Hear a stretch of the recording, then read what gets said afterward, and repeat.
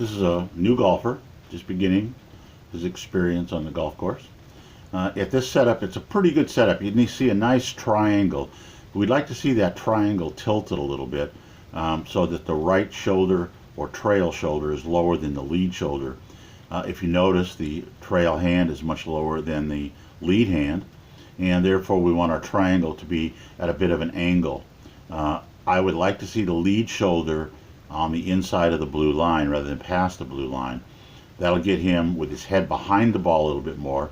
The ball would be in front of his left cheek or more off of what would be his breast pocket on the left side.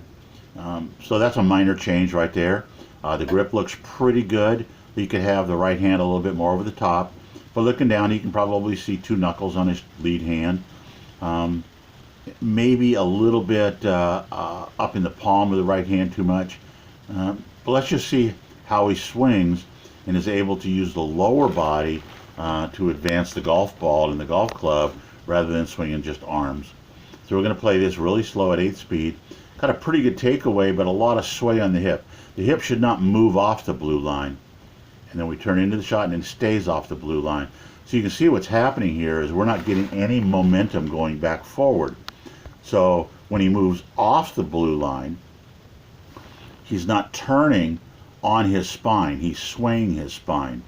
Our spine goes down our backside, so if I turn, the front of my body will move away from the blue line, but the back of my body or my spine should look like it's moving slightly towards the blue line. And our butt is well behind, so it should move even more. So what he does is he sways laterally instead of turning. Now, if he'd have just turned and stayed at the same spine angle, his butt would still be on the blue line. So we got to get him to keep his butt on the blue line. So when he's here, he's not swayed his weight out past the inside of his trail foot. And if you look closely, you can see that the foot is rolling up. See that? You can see the inside of the foot is rolling up. We want it braced against the inside of the foot. It's very important to learn how to use the ground for leverage to swing your golf club. Now, he doesn't ever quite get it back to the inside, so he slaps at the ball with his arms and hands rather than getting a good weight transfer.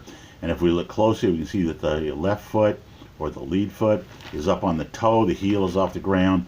Therefore, there's been no weight shift onto the heel or onto the back of the lead foot, and we're swinging with no momentum and no force. Now remember, force is defined as acceleration times mass.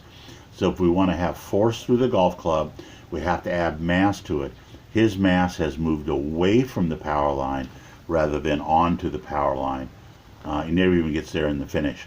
Now, he's never played any sports before, so this is really a new kind of a move. And for most of us, unless we've played a throwing sport, this is a very unusual move to make, where we try to move our lower body under our upper body and swing from the ground up.